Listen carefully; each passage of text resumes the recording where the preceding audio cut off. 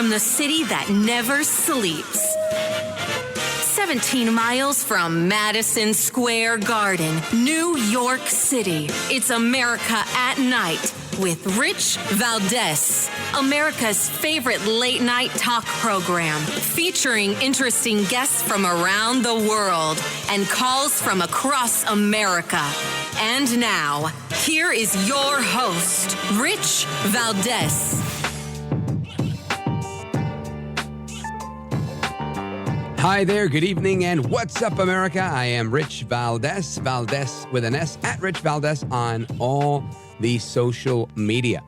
And welcome to the program, Monday Night Edition. Happy to be with you. The phone number, if you want to join our late night national town hall conversation, give us a call, 833-4825-337, 833-4-VALDEZ. And a couple of headlines here. This is the first day of the second week number 2 of Trump's trial in New York City for his lawyer paying Stormy Daniels, and this being labeled as, falsified document. So we'll discuss a little bit about that in a little bit. Let's see what else we have here. Another border security bill was rejected by the House. The Supreme Court is now exposing how Biden and his administration selectively targeted political opponents during oral arguments. And that's something we're going to get into a little bit as well with one of our guests. And something else that I want to talk about here that I talk about every year when it comes to this is Earth Day. Now, I know some of you are thinking, oh, who cares about Earth Day? I am going to tell you that there's a reason that Earth Day is a big deal. And it's because this was a holiday that the communists, mainly the Soviets, worked very, very hard for. What they believed was environmental degradation was one of their key wedge issues to divide people, to get people to hate the corporations, the big bad corporations. They're polluting, they're doing this, right? And guess why they picked April 22nd? And if you've listened to me for any number of years, you've probably heard this spiel from me before. But that's right, April 22nd is none other than Vladimir Lenin's birthday. So why not pick a day like a 4/22 to celebrate Earth Day, right? But it's not necessarily a coincidence, in my opinion, right? And others, you got David Ziemer from the Law Journal and others that have written about this in the past. Not a coincidence at all. Earth Day is celebrated on the birthday of the communist tyrant Vladimir Lenin. Now, something that's in this piece I'm looking at, it's appropriate that these two are celebrated the same day because there is no relevant difference between the socialist environmentalist agenda in this country or anywhere else. Saving the environment is simply a euphemism for eviscerating the rights of property owners and creating a dictatorship. And our guest on Friday, in the latter half of the show, he mentioned that he started off being an environmentalist and that when he found out that the movement really was about ending the capitalist system at the root of it, because it was a communist movement, he chose not to be an environmentalist anymore. And that is the reality. The Green New Deal is designed not for us to be greener or newer in our deal, but to recreate a new economy, a new style of economy, a socialist economy. That's what they do. And that's the point. So essentially, the desire that the environmentalists have for restricting property rights and everything else they do, right? What car you can drive, what car you can't drive, what bulbs you use, how you use, when you use, right? This is what's going on in Cuba today, where they have power 12 or 13 hours a day. And then 11 or 12 hours, the power is completely off. Zero power. Not in everywhere. If you're on vacation in Cuba, guess what? In Havana, everybody's got power. But that's the reality. And this happens in a lot of places. So isn't that interesting? Good old Earth Day. And something else that the author writes about here, again, David Ziemer in the Wisconsin Law Journal, is that whatever the agenda may be, the environmentalists have taught us that the opponent does not satisfy the beast's hunger, right? Giving in to the opponent will never satisfy the need of the socialists to take over our economy. But it only makes them stronger and more dangerous. He goes on, he says he remembers drinking out of the Milwaukee River when he was young. And it was, a relatively clean river now. It's not as clean anymore, right? Despite all the claims of pollution and this and that and the other thing. So the point is, the idea here is not that what they'll say, right? You're a climate denier. That's not the goal. It's not about denying that there's any change in the climate. It's that you can talk about the climate without changing the way we do our business, without controlling the way that we drive or travel. In New York, something that they do is they have these incredibly restrictive traffic and red light cameras, speeding and red light. Like if it's a 25 zone and you go 26, you can get a ticket. And they mail it to you. The cops don't stop you. They just scan you, send it, same thing. Same with the red light camera. So when you have that and these bills, they add up very quickly, and they'll add $100 administrative fee if you don't pay it immediately. So I've got one from a trip I did for a funeral I did in Brooklyn. The bill came for more than $1,300. I wasn't racing to this thing. It's that if you hit 26, 27, they automatically hit you. If you're even remotely close to a yellow light, they hit you. So I have amassed $1,300. I'm going to call them and fight it and do what I got to do. But my point is, it's absolutely ridiculous. And they do that so you'll stop driving. They don't want you to drive. They want to limit your ability to be free. So you think, it's a free country. I'll get in my car and drive. No, not in Lower Manhattan and going into Brooklyn. Nope. They won't allow it. They will ticket you and ticket you and ticket you. Right? So in effect, chilling your freedom. So next time when your liberal friend says, come on, name one right they're taking away, what liberties are under attack, you could use this story and tell them exactly what's going on. Now, a couple of other crazy things I just want to throw out there just to whet the appetite a little bit. We'll probably talk about this more during the open phone segment. But Megan Hall, the police officer who slept with 6 coworkers, fellow police officers, she settled a lawsuit today. She was suing. And guess what? She walked away with $500,000 after this married woman, as I understand it, had sex with 6 other cops in her police department. Yep, that was a real story. I'm not trying to judge her. I'm just saying that's pretty crazy. And I don't know who she got as a lawyer, but if you want to be her lawyer, maybe you can be. Because without law school, Washington State, last month, they decided to drop the requirements for the bar exam because this is something they're doing to reduce barriers to inequity. Imagine that. Crazy. We'll talk about that in the third hour as well. But straight ahead, I want to talk about what's going on with the Trump trial, what's going on with a little bit of foreign policy, and a whole lot more. Kash Patel is scheduled to join us later, so we're looking forward to that. And again, of course, your phone calls. I'll probably get to your calls in about 30 minutes or so, 10:45, 10:50 Eastern Time.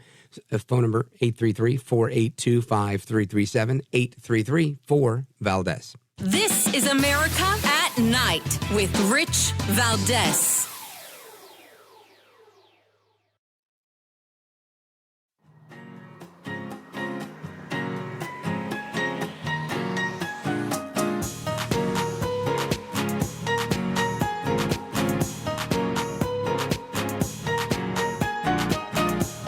By the way, your ratings are up. Congratulations. I had somebody. It's always nice to check.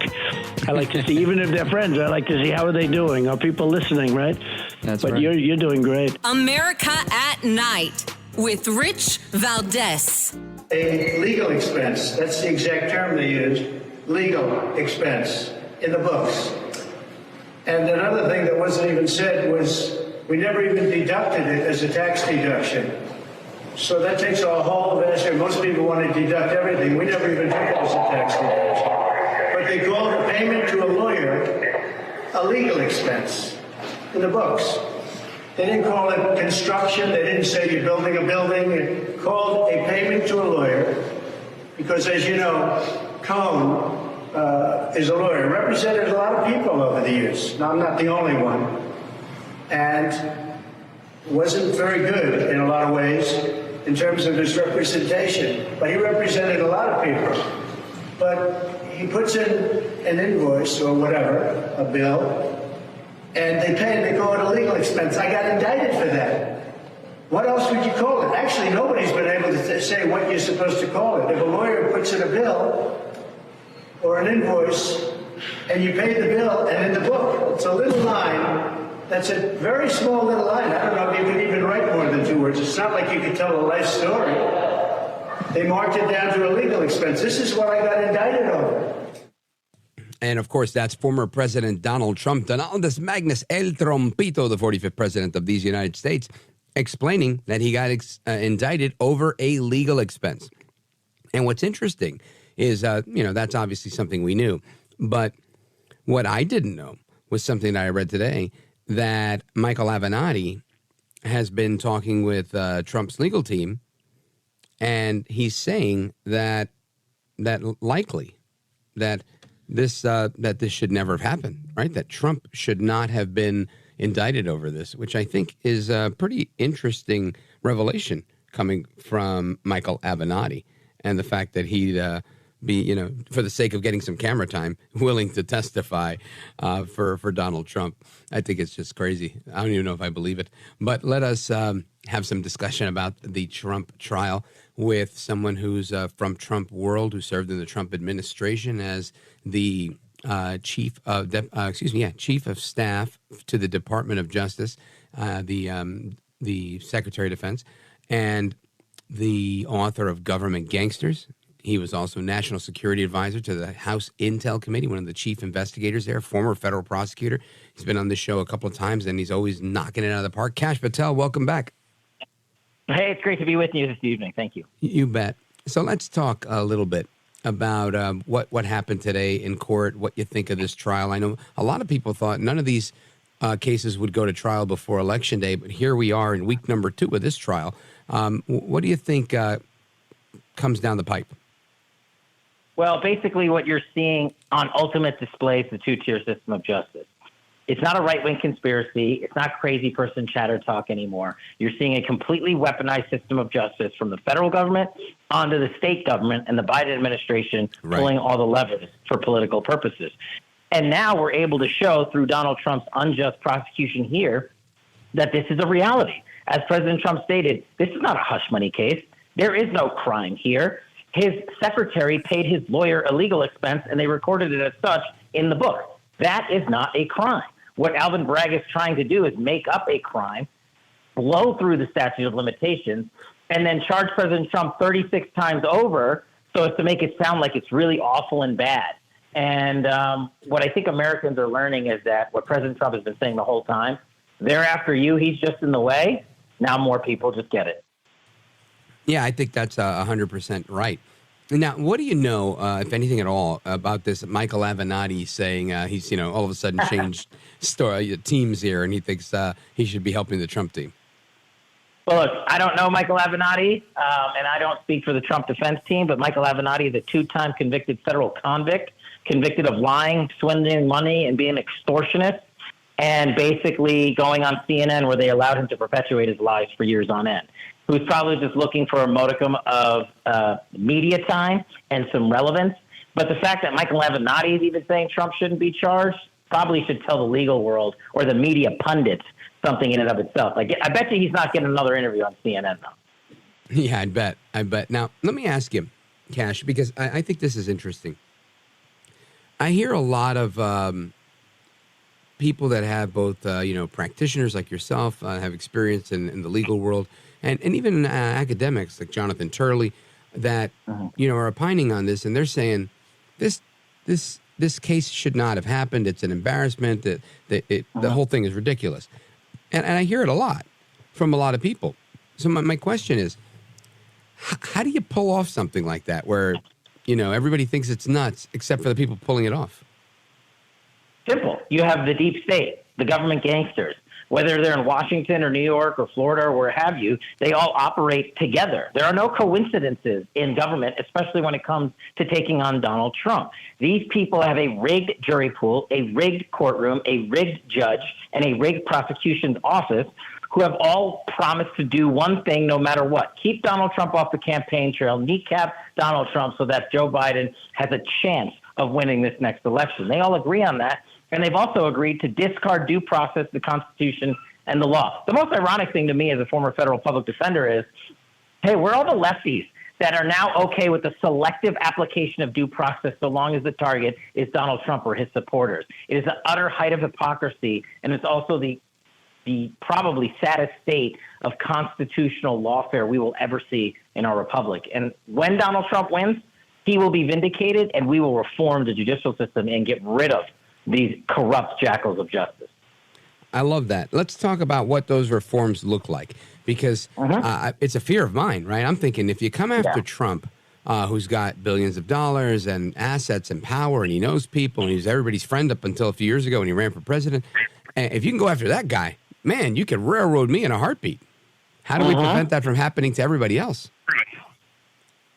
Look, the key step here is to educate Americans that what we and you and I and millions have been saying about this two-tier system of justice from the Russia collusion hoax on, and I was the key investigator unraveling that hoax, and the guys that lied to the FISA court at the FBI, and the guys that wrote the lies in the 51 intel letter, and the guys that are continuing to lie about January 6th and it being an insurrection. All of these people have lied to you, the American citizens, and we've called them out. And it's taken us a couple of years to prove it, but I think once we educate the American people on all that, and they see the two-tier system of justice on display for themselves, that is the biggest step we can take towards correcting it, because then they're going to be like, wait a second, I don't want anyone prosecuted for their political beliefs or because we disagree with each other. This is the US of A. And once we get there, and I think we're close, then I think you see the votes coming in behind Donald Trump in droves. Good. I love that. Now, Kash, there was a lot of talk recently, people saying, no. I mean, this story, it goes away and it comes back like a bad rash. We actually did try to get the National Guard, but they stalled it for hours and hours and hours. And I don't have the testimony to play it for you, but they asked a few people from the Capitol Police and other places, and ultimately they were saying, look, you could blame Trump if you want, but it wasn't his call. It was Bowser's call, but Bowser was going to say it's Trump's fault, and Trump's going to say it's Bowser's fault, and ultimately it's a blame game. But the bottom line is the troops didn't show up for another 3.5 hours. These hearings continue to go on. These testimonies keep going out. Is this just something we can expect more of for the American people to just keep hearing more of the same over and over? No, because we're seeing a course correction, because what you saw recently is that the January 6th committee withheld the critical piece of testimony from Anthony Ornato, a career Secret Service officer who validated what you and I and others have been saying. As Chief of Staff, I witnessed the president authorize 10,000+ National Guard days before January 6th. And now in my book and elsewhere, we have the written word of Bowser and the Capitol Police and Pelosi rejecting that offer. And what did the January 6th committee have? Anthony Ornato's timeline testimony that corroborated all, and they withheld it for 2 years. Yeah, and they destroyed whatever they didn't like. Folks, we're on with Kash Patel. We're coming right back. Stick with us. He's the author of Government Gangsters and former chief of staff at the Department of Defense. Don't go anywhere. 833-482-5337, 833-4-VALDEZ. We'll be right back.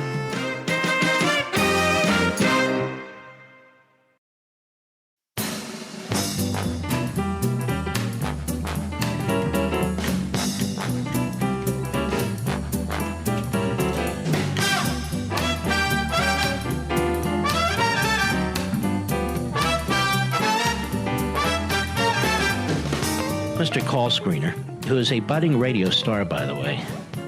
Richie Valdez is terrific. This is America at Night with Rich Valdez. All right, America, welcome back. Familia, amigos, we continue, and I want to get to your calls. I know you have some calls for Kash Patel, our guest. Let's go to John in Brunswick, Ohio. Whether you agree or disagree, you have a question, go right ahead. Hello, John, WNIR. Go right ahead. Going once, going twice. Looks like we've lost John. Now, John had a question, and his question was, why did Trump wait so long to call off the mob that was going after the Capitol? Now, obviously, we know this is not entirely accurate. But Kash Patel, when people tell you, but Trump could have stopped the mob, what's your response to that? First of all, it's no one's job to stop a constitutionally protected free speech protest ever. Just tell the radical left that. Just tell the people that stopped San Francisco Golden Gate Bridge traffic. Just tell people that are taking over the streets of New York and everywhere else. Are they going to say that that is now illegal activity?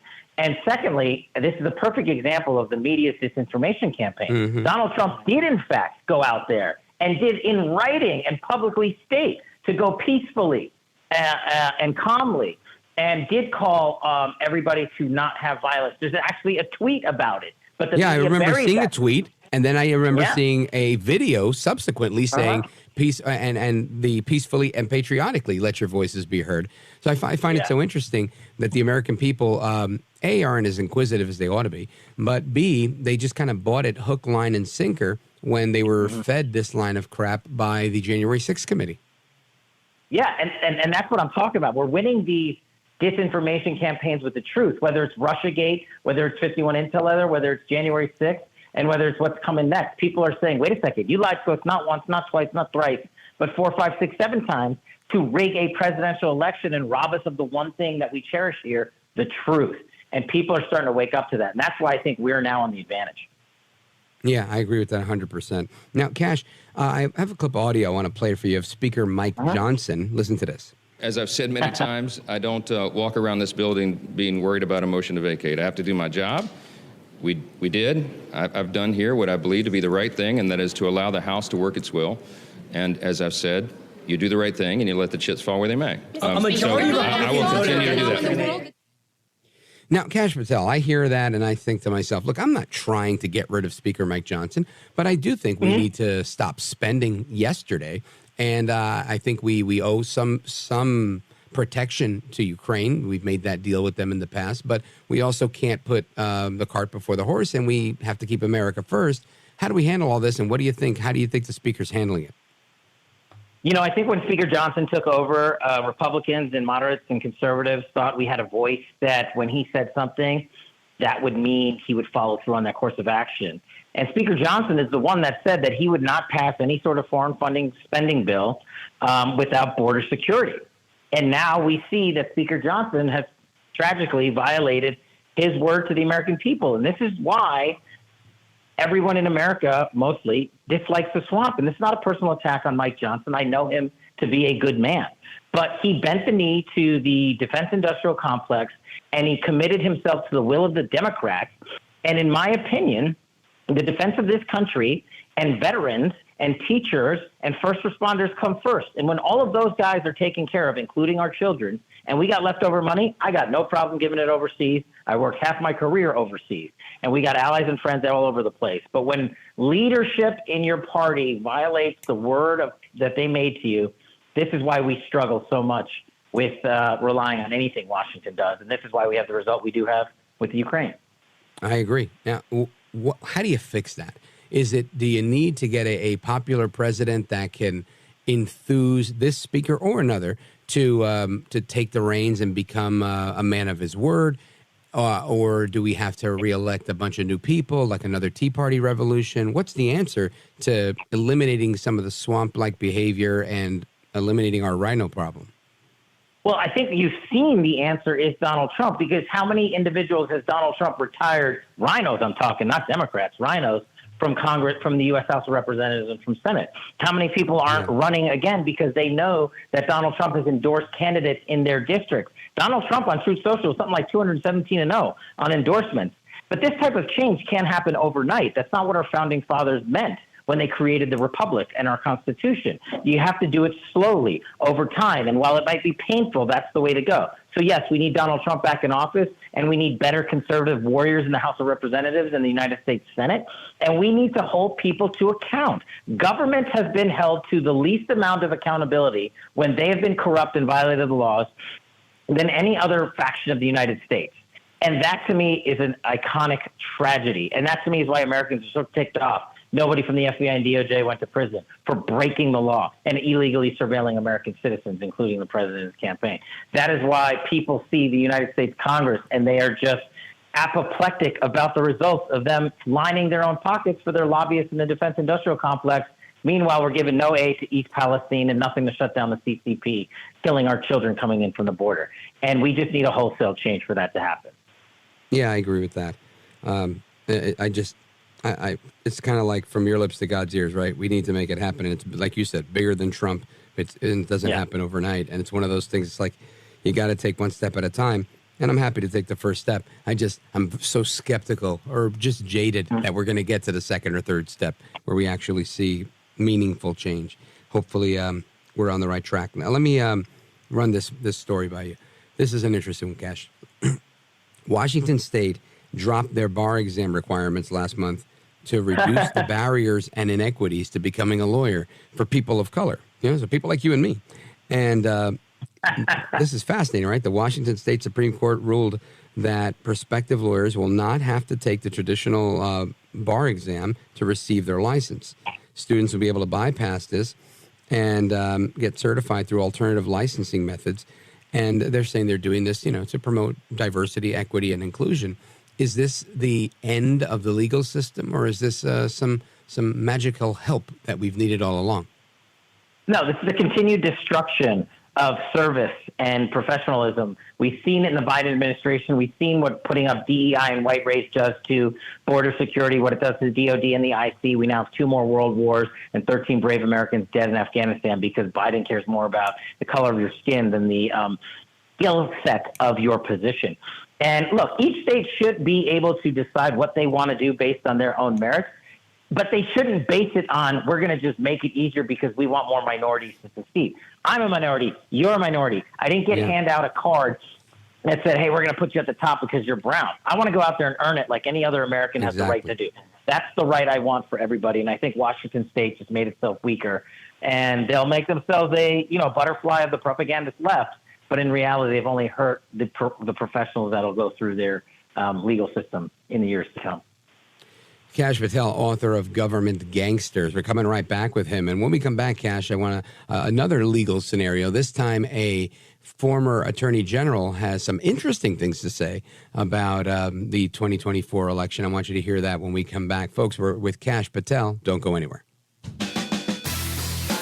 This is America at Night with Rich Valdez. Call now, 833-4-VALDEZ. That's 833-482-5337. 833-4-VALDEZ. That's Valdez with an S.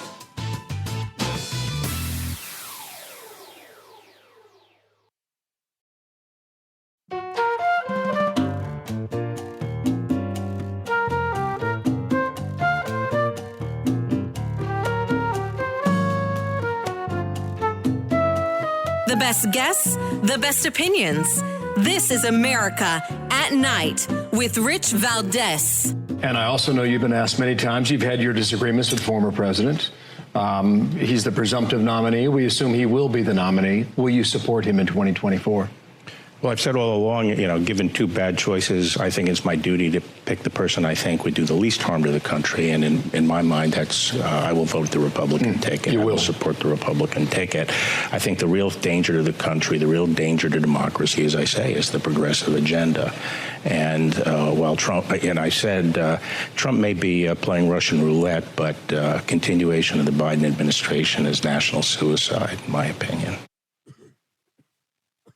Now, you've heard what General Barr just said, Kash Patel, author of Government Gangsters, former chief of staff at the Department of Defense.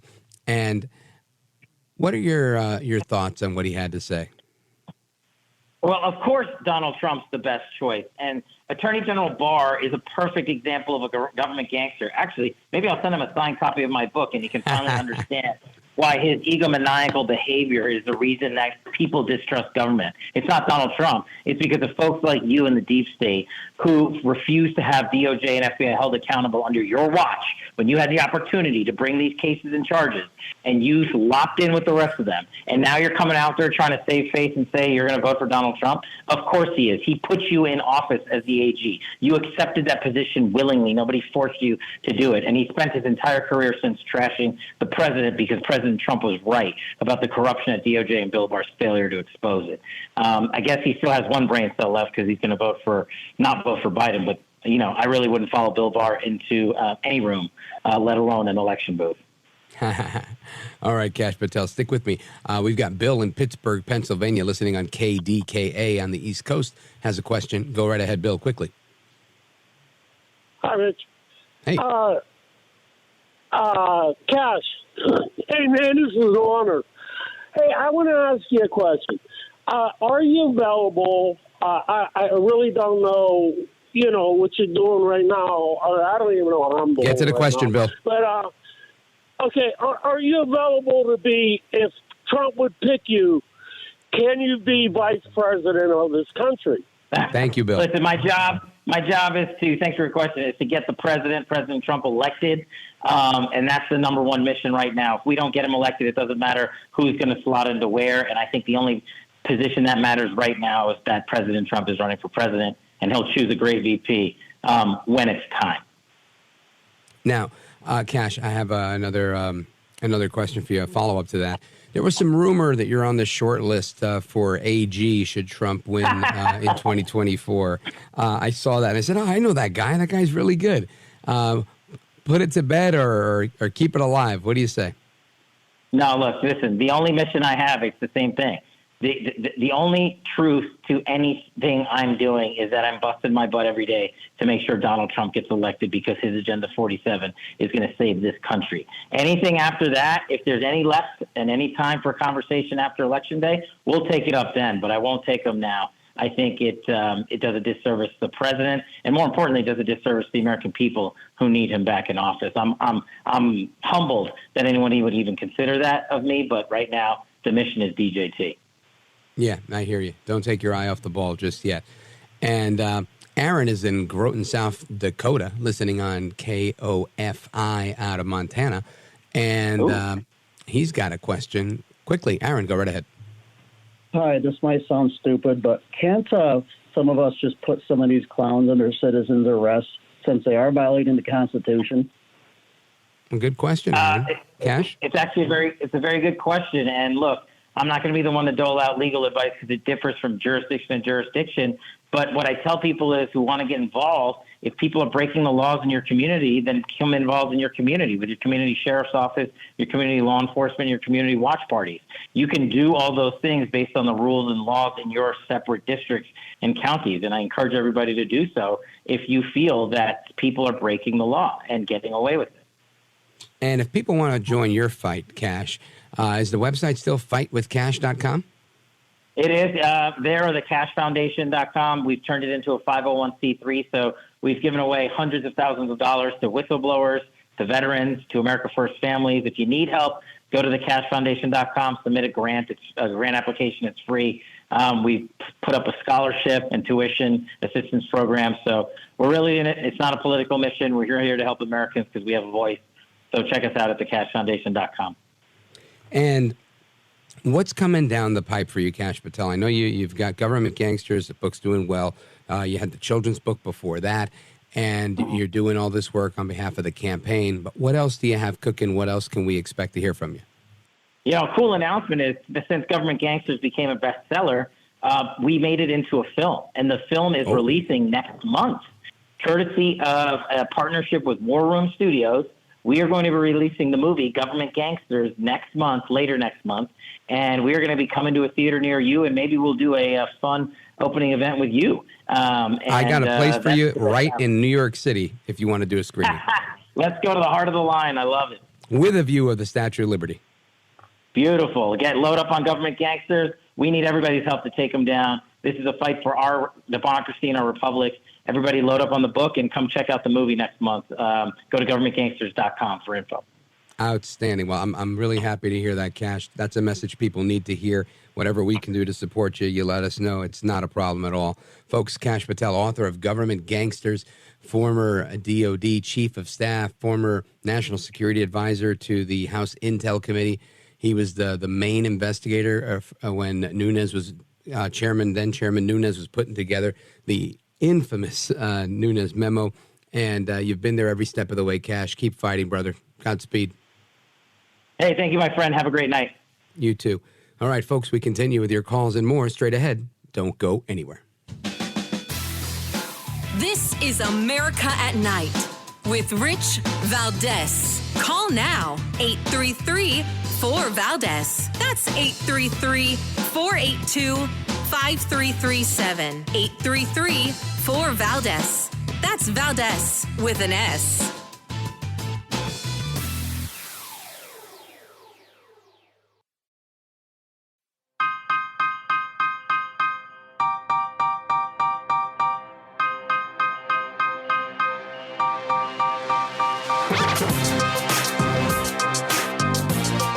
America at Night with Rich Valdez. But I'm a representative of the people, Maria, and I do not represent Washington, D.C., New York Times, any of these media companies and other Republican colleagues of mine that are criticizing me, even the speaker himself. Most of those people have lost their way, and they aren't listening to the American people. The people are fed up. Last Monday was tax day, April 15th. And Washington betrayed the American people by sending $93 billion to support foreign wars while doing nothing, absolutely nothing to secure our border. That is a complete betrayal. And then once this bill was passed, the American people saw on their television screens and social media all over where Congress was waving the Ukrainian flag on the United States House of Representative floor. All of this was possible because of the betrayals of Mike Johnson, Maria. He has completely betrayed the Republican Party. He has completely betrayed Republican voters all over the country. And he is absolutely working for the Democrats, passing the Biden administration's agenda. So this is a speakership that is completely over with. It's only Mike Johnson is the one that's trying to hang on to it and is in complete denial. And that, of course, is Congresswoman Marjorie Taylor Greene from Georgia voicing her opinion, her disdain over what is going on in Washington regarding funding for Ukraine. Now, there's a lot of talk about Ukraine. Listen, like I've said, I think this country needs to honor its Budapest agreement, the contract for, I forget what it's called now, for security assurances. But that doesn't mean that we have to send money hand over fist to Ukraine time and time again. It doesn't mean that, right? And Speaker Johnson, I think, said it best today. He said, I'd rather send them bullets than send them our boys. I think we all agree with that. I don't think that's even an option. Ukraine continues to try to become a part of NATO. I don't think that's an option either. So what ends up happening is we have to put together a loan type of program that I think Trump has recommended, and I think he's accurately so, where we're doing what we've got to do. We help them get where they got to go. We help to maintain the peace and become the global leader that we're supposed to be, the United States, and we move on. But we maintain our conservative principles. The speaker holds on to what he's saying, and we do what we have to do because that's the way it has to be done. And I think that's something the American people care about. And I think that's the people in Europe, too. Listen, on Friday, I mentioned something, and I said that we were going to be doing this show overseas at some point this week. Well, that point comes this week. We are going to be broadcasting live from Budapest, Hungary. I received an invitation to broadcast from CPAC 2024 in Hungary. So big thanks to the Center for Fundamental Rights and Henry PR for extending that invitation. Looking forward to being in Budapest for CPAC 2024. Make sure you stay tuned here. We're going to be doing some live coverage of that from Budapest this week. All right, folks, hasta la próxima. Not yet. We have another hour. We have another 2 hours. Don't go anywhere. It's just getting started. I'm Rich Valdez.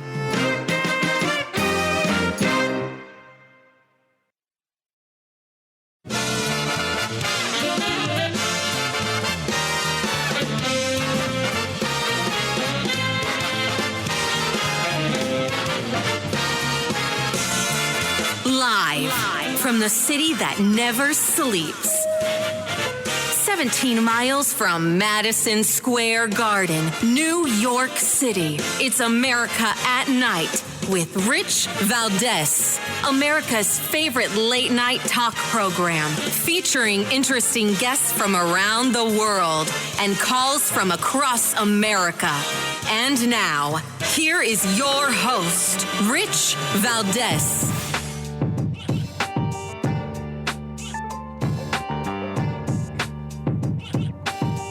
Hi there, good evening, and what's up, America? I am Rich Valdez, Valdez with an S, at Rich Valdez on all of the social media. And welcome back. It's hour number 2 of our program. If you want to join our late night national town hall conversation, feel free to give us a call, 833-482-5337, 833-4-Valdez. And I want to, again, just remind you, today is the first day of the second week of Trump's trial in New York City for how he listed a payment to his lawyer as a legal expense, and he got indicted over that. There was also the big story continues to be, one of the big stories, is that these protests continue to erupt across college campuses. The New York City Police Department was able to break up this encampment that was going on near Columbia University, but this stuff continues. It's spreading throughout the country on college campuses, and I find it quite remarkable that we're in the position that we're in. But that's exactly what is going on. And you've got Israel trying to evacuate Palestinians from Rafah ahead of what they're planning on doing. They've launched their offensive, or retaliation, I should say, for the attack, the drone attack that was on them. And we got an update on that briefly from General Holt last week. We'll get another update on that momentarily. And there's plenty, there's no shortage of news, especially when it comes to the Middle East.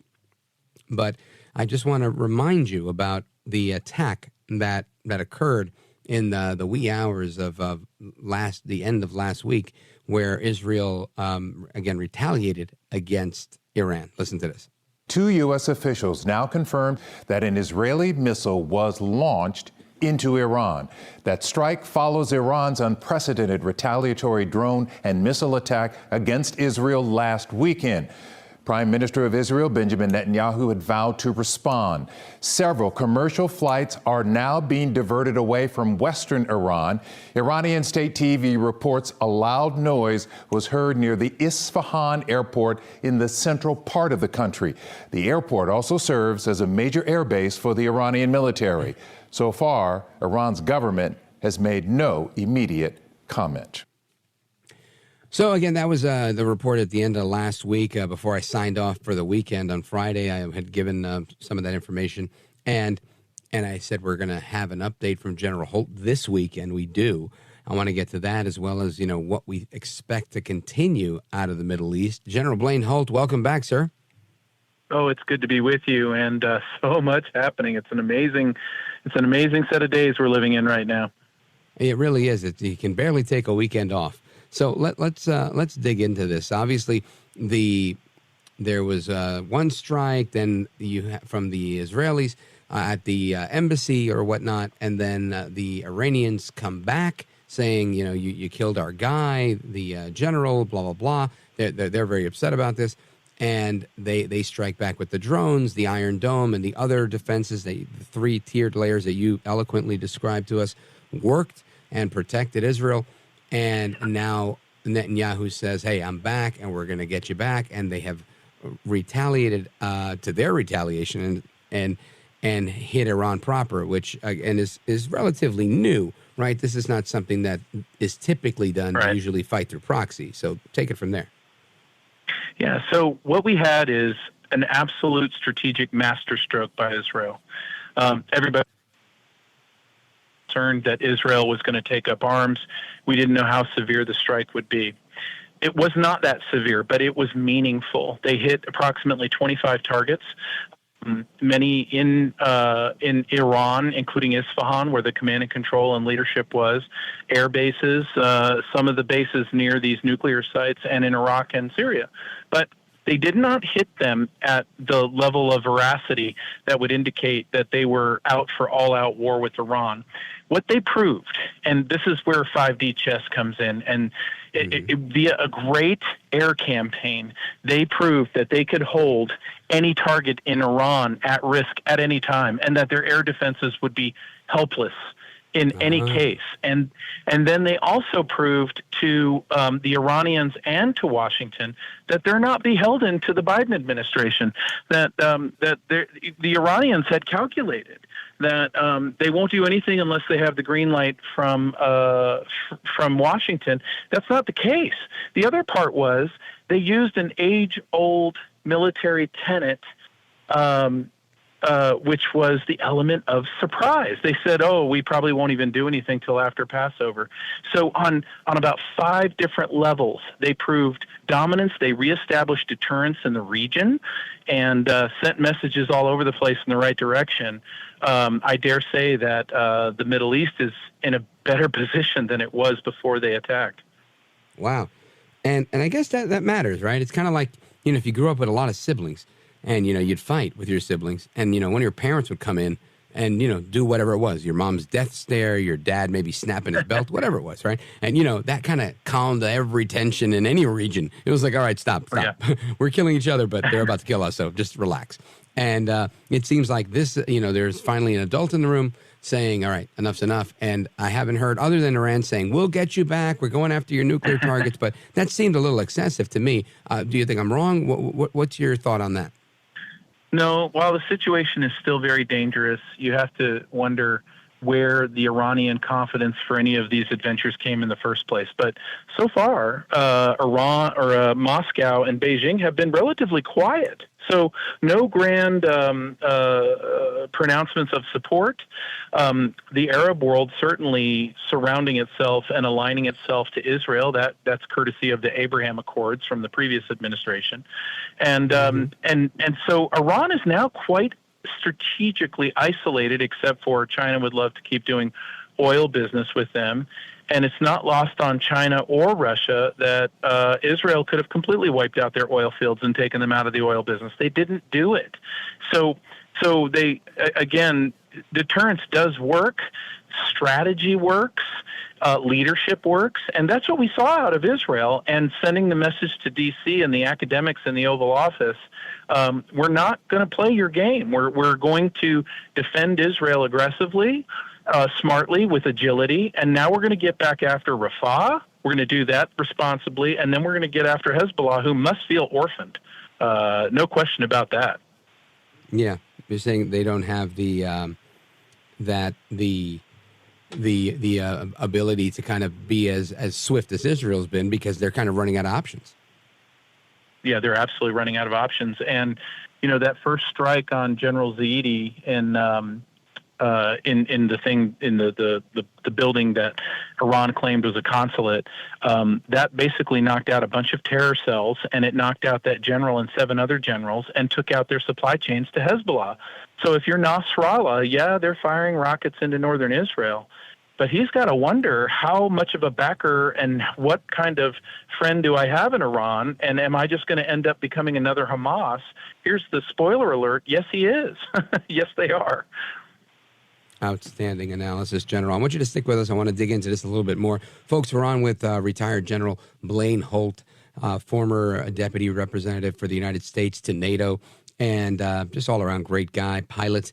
He's been a guest on our program many times, and I always appreciate him staying up late with us. Folks, coming right back with General Blaine Holt. This is America at Night with Rich Valdez.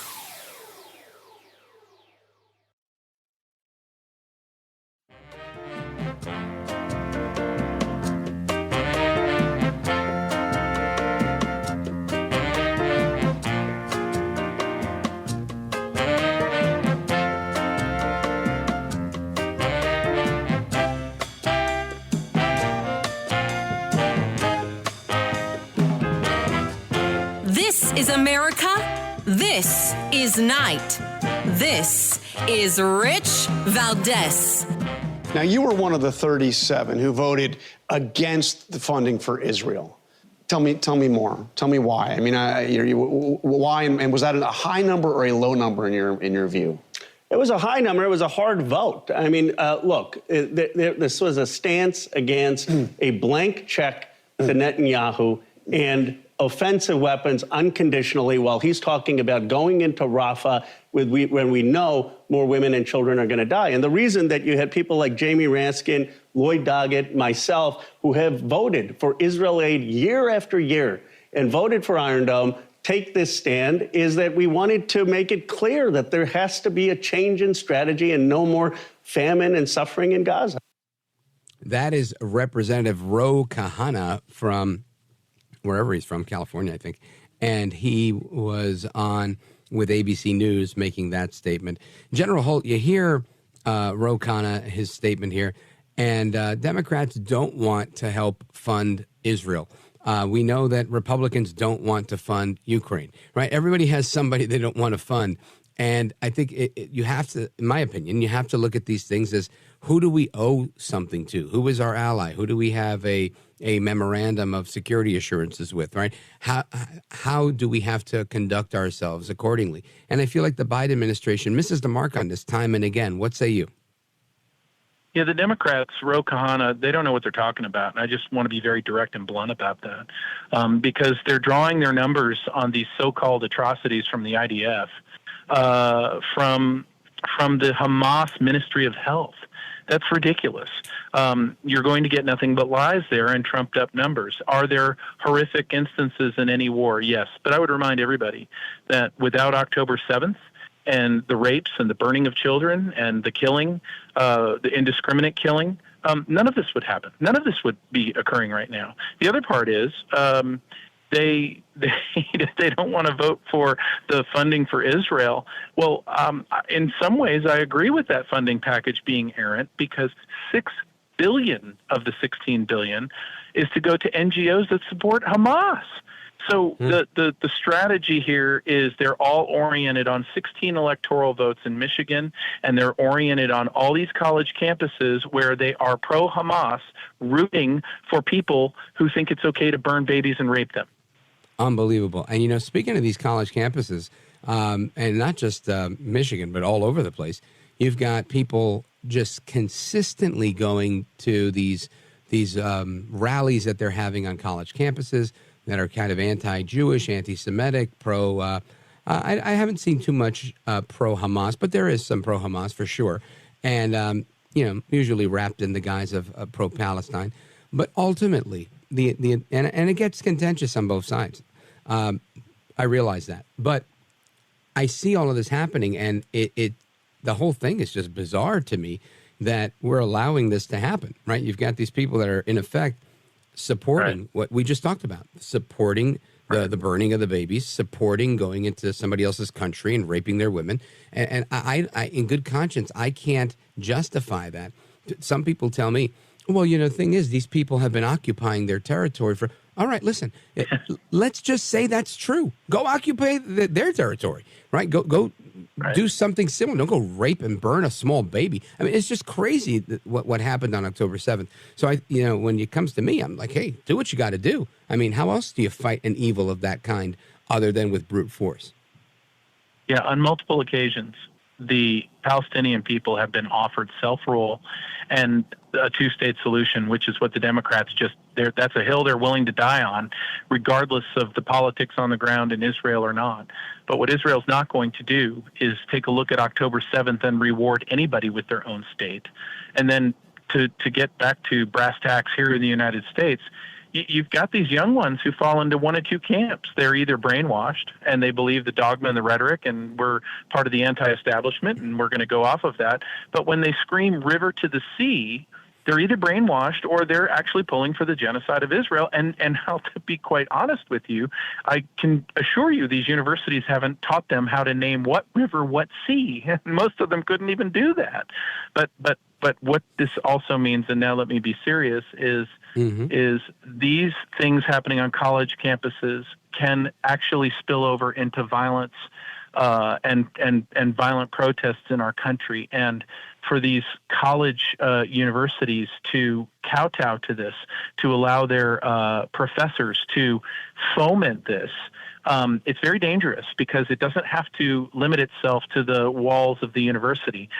It can actually go beyond that. And we're already a nation that's just in a tinderbox of issues. This isn't good for anybody. Hamas is a terrorist organization. The Palestinians have been misled. The Palestinian Authority is a terrorist organization, and there are very, very difficult things to be worked out. The good news is Israel is going to break the back of Hamas, and then they're going to head north up to Hezbollah, and they're going to take care of Islamic Jihad in the West Bank while they're at it. But I don't think that they're going to be very sympathetic to a Palestinian Authority that Tony Blinken or Sullivan wants to impanel as the new leaders in the region. Yeah, folks, we're on with General Blaine Holt, retired. He is former, take two, he's former deputy representative to NATO. You see him on Newsmax all the time. He's always giving excellent analysis, and a friend of this program. Always love having him on. And your points are great. Look, as I got a few screens around me, and one of the videos I'm watching now is of the police in riot gear in New York City at Columbia University. They're clashing with these the activists waving the Palestinian flag with the kifa, or I don't know how to say that right, but the headgear of that region, and it doesn't look very peaceful all the time, right? This is why there are the cops in riot gear, and this is getting, in my opinion, very out of hand. I have two college students.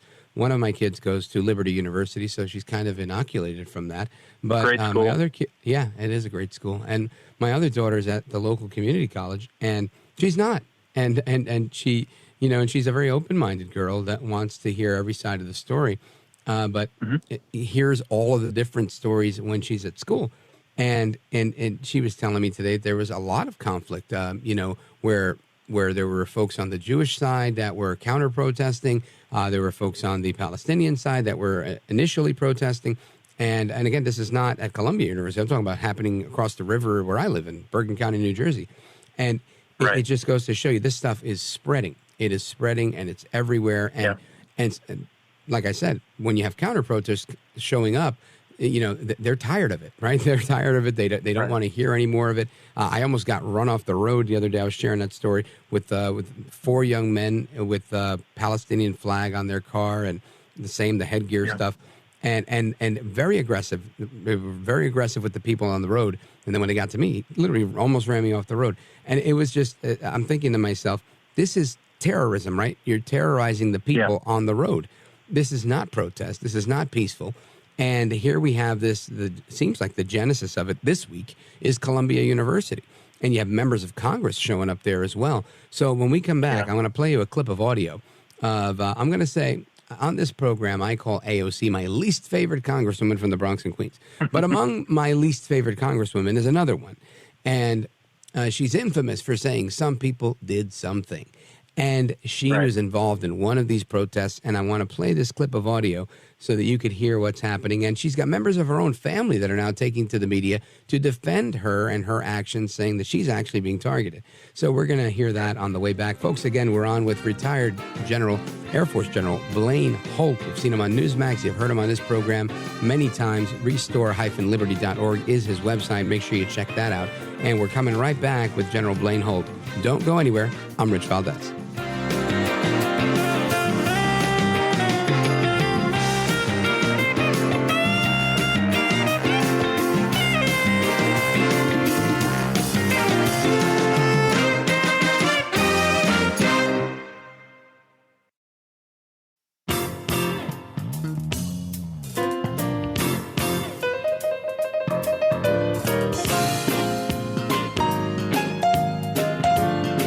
There is more news in your commentary, in your analysis, than there is on the news network. America at Night with Rich Valdez. All right, amigos, welcome back, familia. And as I was saying right before the break, the flare-up, I'm going to call it a flare-up, the growth, the increased intensity of these protests on college campuses continues. And Isra Hirsi she's the daughter of Representative Ilhan Omar, who famously said, "Some people did something," and she was on MSNBC, and she was saying that her mom's arrest at Columbia, or her arrest at Columbia University, was 100% targeted because of who she is. Listen to this. Do other student groups have this kind of target on their back, or do you feel that you are being targeted because of the fact that it is in solidarity with Palestinians and against what Israel is doing to Palestinians? Oh, this is 100% targeted. Every single protest that we have, there's a group of counter-protesters that bring all of their items, their flags and things like that, and they're not seen as having unsanctioned protests or really receive the kind of disciplinary warnings that many of our fellow organizers receive just for being seen at these protests. And so there is definitely some hypocrisy here, especially you can kind of see it with the students that were sprayed us with the chemical weapons, and the fact that there's no public information as to what happened to them, but rather the university is actively discussing what is happening to the students here and making it a whole public spectacle, rather than when we haven't done anything to physically harm students, whereas those that sprayed those chemical weapons physically harmed students.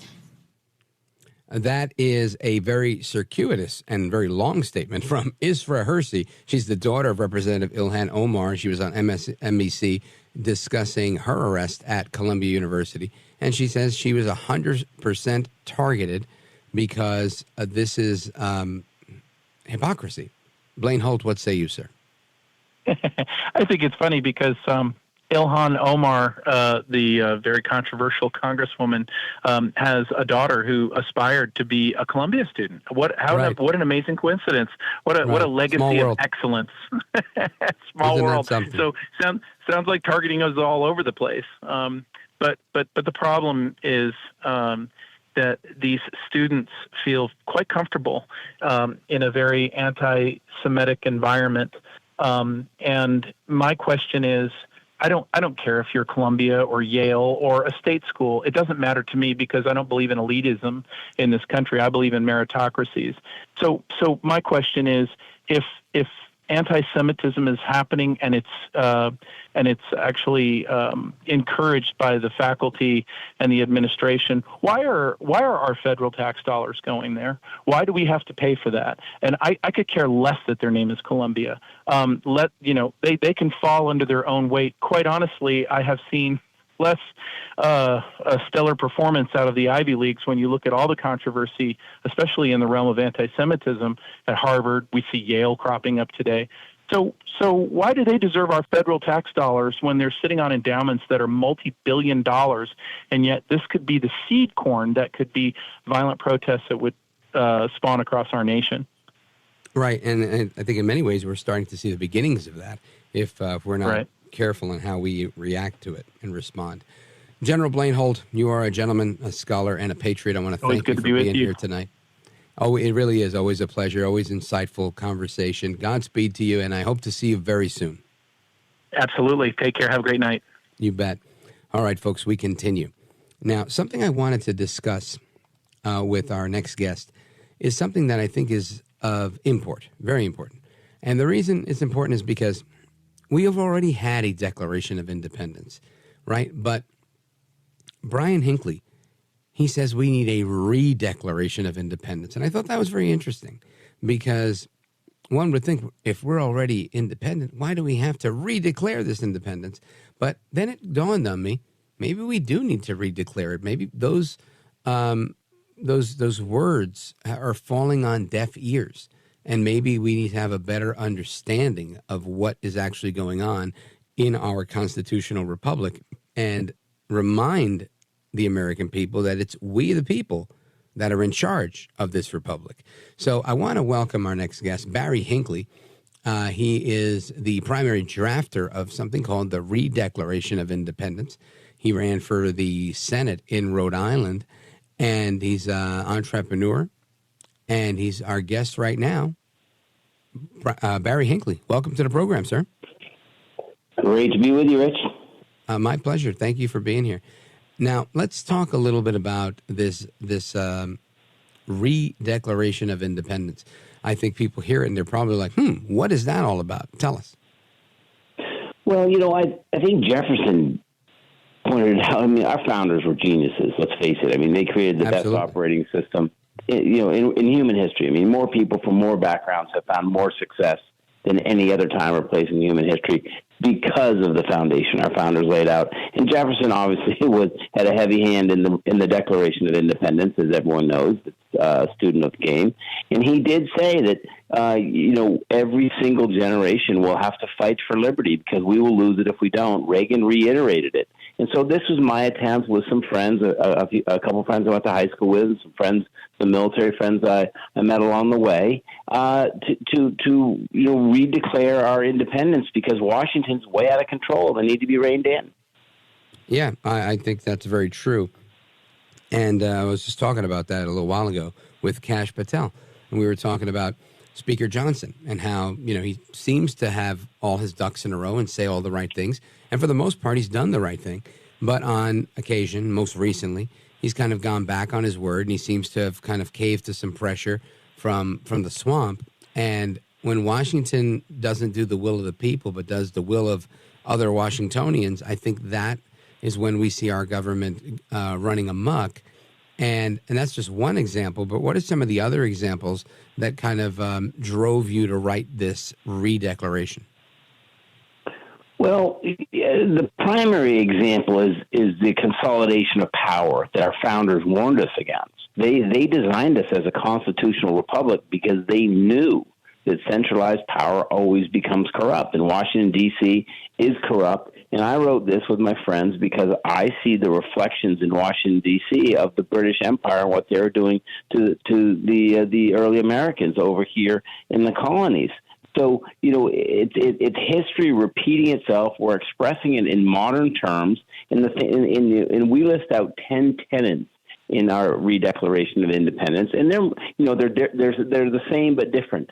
They all come from the corruption of power and man. But the ones today that we're talking about are things like balancing the budget, term limits, secure border, secure elections, energy independence.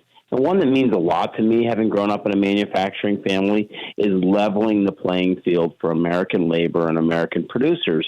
These are 6 of the 10, all very important, and I'm happy to go through them one by one with you tonight. But I think they all pass the 80-20 test, which means 80% of Americans agree they're just common sense. Yeah, it makes sense to me. Barry Hinckley is our guest. He's the primary drafter, author of the Redeclaration of Independence. And we're going to continue on that thread. I want to talk about these top 10 issues that you've discussed. And I also want to get your take on what you think is going to get us out of the problem that we're currently in. Folks, if you want to join the conversation, ask a question of Barry, 866-505-4626. That's our legacy line, 833-482-5337, 833-4-VALDEZ. This is America at Night with Rich Valdez. Call now, 833-4-VALDEZ. That's 833-482-5337. 833-4-VALDEZ. That's Valdez with an S.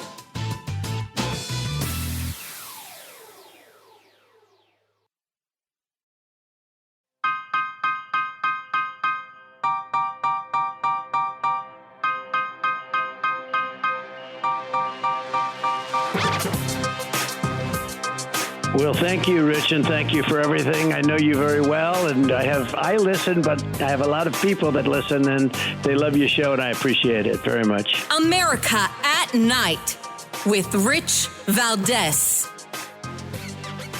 All right, amigos, welcome back. We're on with Barry Hinckley. He is the primary drafter of the Redeclaration of Independence. And Barry, stick with me. We've got Jim in Pittsburgh on the line calling from KDKA who has a comment. Jim, go right ahead. Hey, Barry, you're right on. I took a constitutional law class when I was at Pitt in 1964, University of Pittsburgh. And the professor told our class that power corrupts and absolute power absolutely corrupts. And he actually addressed what you're talking about you're right, about back in England and all that. And you are absolutely right. You are seeing parallels to this day. Yep. Thank you, Jim. I appreciate it. And Barry, I agree with Jim as well. What are some of the modern day parallels you're seeing from back in yesteryear compared with today on the need for the redeclaration? Well, I think all of them, all the above, Rich. I mean, human nature, sadly, we sag right back to the oppression. Humans, sadly, always seek to dominate their peers. And, if you read the redeclaration, you just go to redeclaration.org and you'll see it. We call Washington, the Washington political empire. And Britain was an empire as well. And the early Americans felt unrepresented. And I think the majority of America feels unrepresented. We have a complete disconnect from the folks in Washington, D.C. They are not doing our work. They're doing their work. And one of the things, if you want to point out a specific, is the career politician. That is a complete departure from what our founders planned. They never expected that someone would be so arrogant that they would turn public service into a career. And that, and Jim mentioned it. Absolute power corrupts absolutely. And that's what's happened. The longer they're there, the more corrupt they get and the less they work on our behalf. Do you think there's any political will for a constitutional amendment to require term limits? Well, you can handle it. People ask me about the Convention of States all the time, and I kind of consider what we're doing a bookend to what they're doing. They're attacking, the problems of Washington by trying to do a constitutional convention working through the state legislatures. We're trying to get a grassroots petition of millions of people to actually pressure Washington, D.C. and send the right representatives to Washington to pass term limits on themselves. They can do it that way, too. They did it to the president, so they can do it to themselves. But we got to make it out of committee. Tom, his last name eludes me, the congressman from, Republican congressman from California just last month, voted against, allowing the legislation that's already in Congress to enact term limits to make it out of committee. So we've got some rotten apples in Congress, and we need to get rid of them. And the Redeclaration of Independence, in large part, is an accountability project. We need a measuring stick. So when we send those folks to Washington, whether they're representatives or senators, when they come back and they ask for their job back, and we can measure them against these 10 tenets. And that's the plan. We need millions of Americans to not only sign this, but force their reps to do the same and be held accountable to at least these tenets as a starting point. And you're talking about Congressman McClintock in California. Now, yes, exactly. You mentioned the first 6 of these tenets. I'd like you to tell us the remaining 4 so we're up to speed. Well, we've got, the basics, which, everyone agrees with, which we mentioned, the term limits, the balanced budget, but the other 4 are honoring the Constitution and enforcing the Constitution as written, securing our elections, right, which is real simple, single day, paper, in-person voting, public holiday. We would like to actually make it Veterans Day, quite frankly, to honor all the sacrifices that our veterans have made for our freedoms that we do have.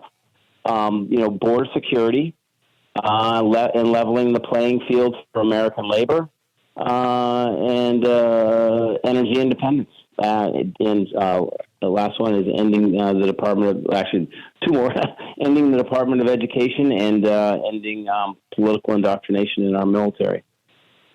Sounds like a plan to me. I want to break those down a little bit more and your plan to fix everything else when we come back. Folks, we're on with Barry Hinckley, primary drafter of the Redeclaration of Independence. Don't move a muscle. This is America at Night with Rich Valdez. Call now, 833-4-VALDEZ. That's 833-482-5337. 833-4-VALDEZ. That's Valdez with an S.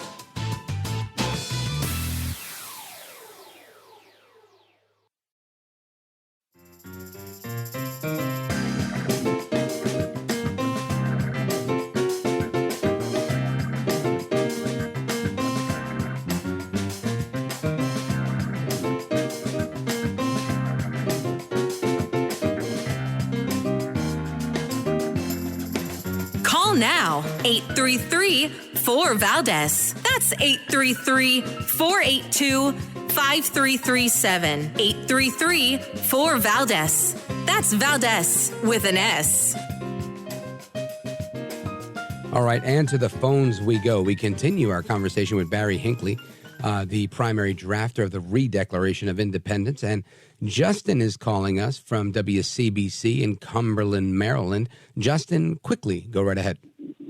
Yes, I just had a question about what may be changing, or if they're going to carry on the original founding fathers about the whole religion thing, about, a lighthouse being more, worth than any kind of religion or people in religion, and that religion was the most perverted thing ever shown to man, and they went to church less back in the day, and they would pray more often at home and hope things worked out. And I just wanted to see if that was one of the things that they were just ridiculously messed up, that's all. Oh, you want to see if religion is a part of the Re-Declaration of Independence? Yes, sir. I just wanted to know if that was going to be part of it. Sure. Barry Hinckley, go right ahead. Well, just as our founders referenced God in the Declaration of Independence and in our Constitution, we actually talk about our God-given rights of life, liberty, and the pursuit of happiness. And so, yeah, of course, we believe those rights are enshrined in our Constitution and endowed to us by our Creator. Amen to that.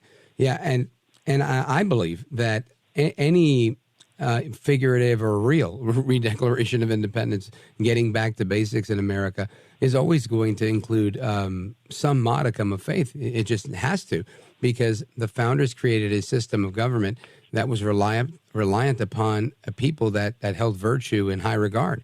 And if we're not a virtuous people, where are we, Barry Hinckley? Well, and I wrote an article about this about 2 weeks ago. Do we choose bondage or faith?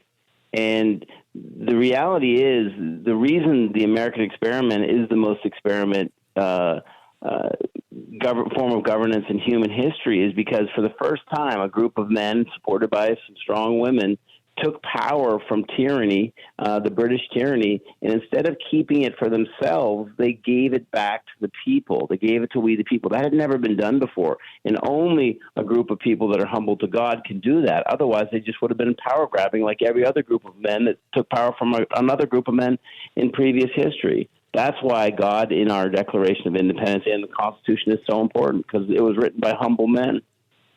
Now, Barry Hinckley, I want you to let everybody know what the biggest takeaway they can take is from your book. Well, it's just go to redeclaration.org. It's a quick read. It's got our 10 tenets. But the most important takeaway is to get involved. Do something. Take a step in the direction of activity towards preserving liberty. Because I believe, and I think a lot of people believe, that we've been too focused on life and happiness, and we've been ignoring the investments, in fact, tithing for liberty. And people have asked me over the past years that I've been involved in this cause, is how do I get involved? What can I do? I know everything's screwed up. What can I do? Well, this is a simple step you can take to get involved and do something to fight for our liberty. Barry, give them the website one more time. It's just redeclaration.org. It's one page. It's a simple read, 10 tenets. Read it. Sign it, forward it to 10 friends, and make sure that your rep or your senator or the candidate that's running against them does the same. And you can use this to hold them accountable to their work. Redeclaration.org. Barry Hinckley is the man. Thank you, Barry. You're a gentleman, a scholar, and a patriot. I thank you for being with us tonight. Great to be with you, Rich. You bet. God bless. All right, folks, we're coming right back with Open Phone America, your calls and more. My voice is a little bit raspy, but I'm up for the conversation. 833-482-5337, 833-4-VALDEZ.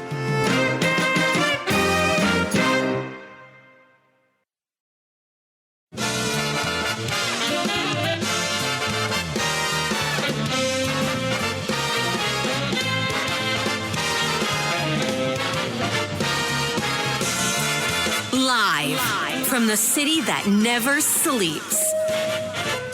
17 miles from Madison Square Garden, New York City. It's America at Night with Rich Valdez, America's favorite late night talk program, featuring interesting guests from around the world and calls from across America. And now, here is your host, Rich Valdez. Hi there, good evening, and what's up, America? I am Rich Valdez, Valdez with an S, at Rich Valdez on all of the social media. Welcome to hour number 3 of the program. We call it Open Phone America, where we discuss the news of the day. You get to chime in and bring up whatever topics and opinions and thoughts you want to bring up. Give us a call, 833-482-5337. If you want to be a part of the program, 833-4-VALDEZ is the number. And as I mentioned earlier, and we discussed briefly with our first guest, Kash Patel, the Trump trial for his indictment for listing a legal expense, get this, as a legal expense, right? He paid money to his lawyer and he listed it as a legal expense. They say that's a falsification of records. That was really a political expense. And Alina Habba is his lawyer on this civil case. Listen to this. He should not even be here today because he did nothing wrong. It is the epitome of a witch hunt. I just left where a judge asked us whether our cash, bond, cash, sitting in. Miss James wanted to argue and say that our cash somehow isn't green enough. We wasted time. The judge made a comment saying he thought that money market accounts could go down under the amount. He doesn't even understand basic principles of finance. But this was the man that decided that we owed money and my client committed fraud. We are going to attack every single one. 1 hour, the Attorney General and that judge realized quickly that they had no idea what they were talking about. We came to an agreement that everything would be the same. We would modify terms, and that was it. This is where your taxpayer dollars are going, America. Right here.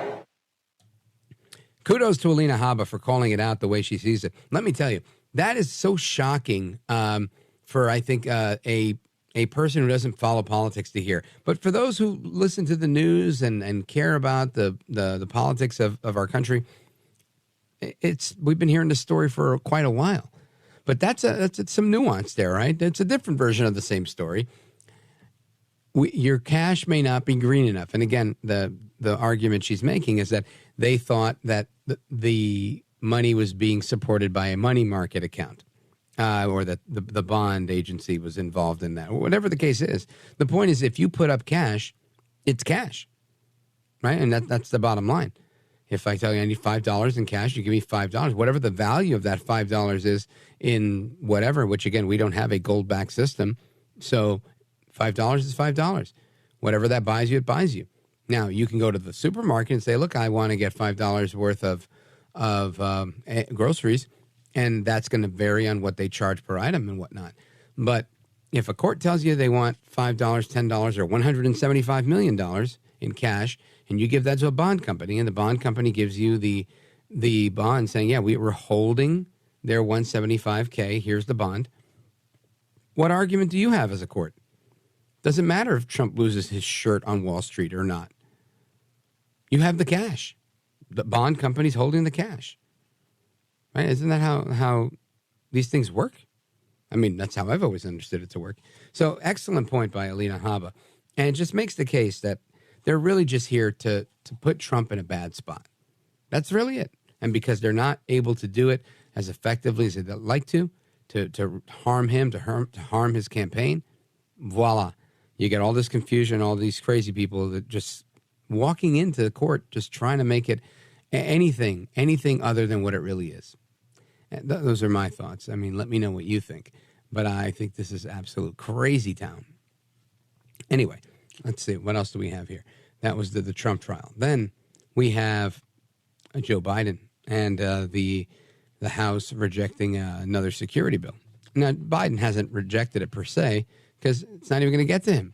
The bill's getting killed in the House, right? And this is an issue because these bills don't go far enough. They don't do anything. We don't need more money for the border, right? I don't believe we do. I think we need action at the border.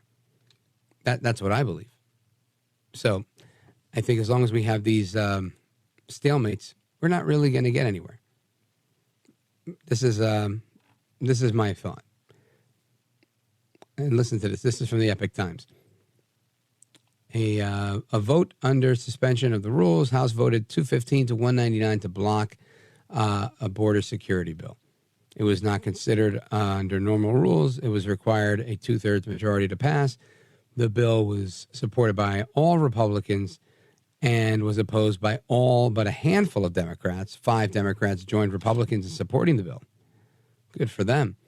But Republican support alone was not enough to push it over the finish line to pass, right? So there you have the Democrats tanking this bill. This is what they do, except for the 5 courageous ones that stepped up. Good for them. Good for the 5 Democrats that think that we should have a safer, more secure border. Good for them. Unbelievable. Unbelievable. Really it is. But this is where we live. This is our country. This is our swamp. This is what we have going on. What we're going to do about it, that's a different story. Absolutely crazy. Anyway, folks, 833-482-5337 is the phone number, 833-4-VALDEZ. Let's see. Where do we go here? We've got...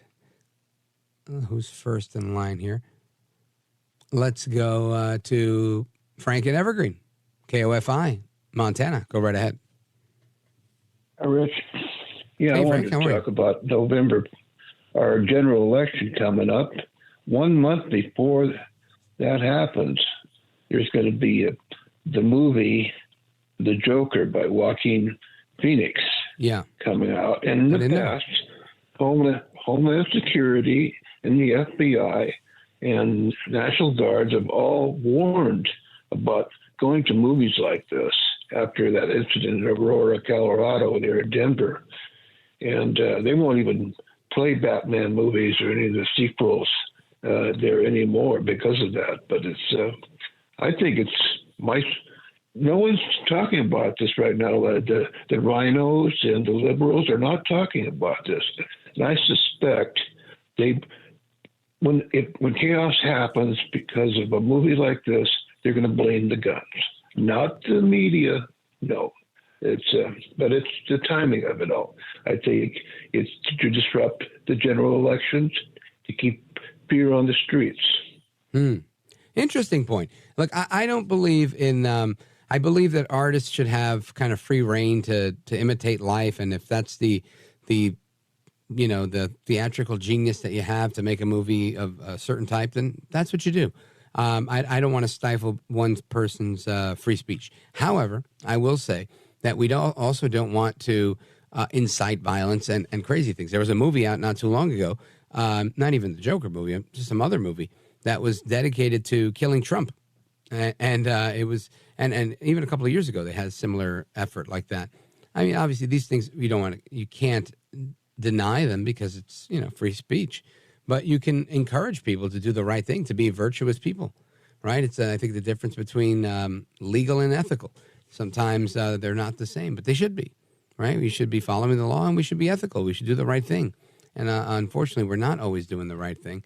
Now, Frank, what are your thoughts on what's going on with the border bill?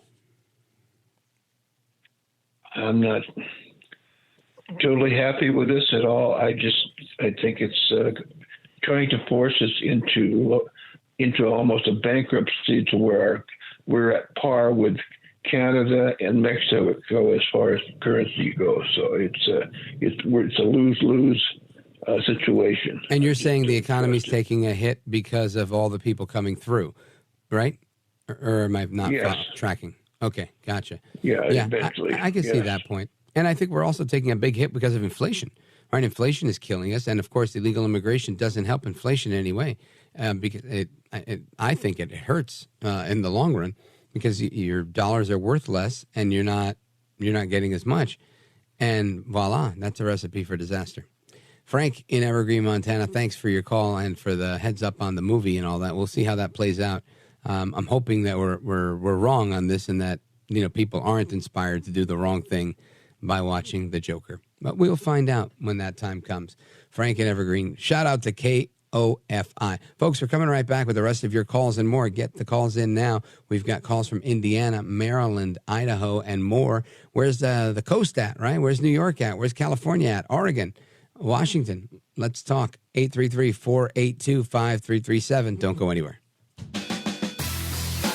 This is America at Night with Rich Valdez. Call now, 833-4VALDEZ. That's 833-482-5337. 833-4VALDEZ.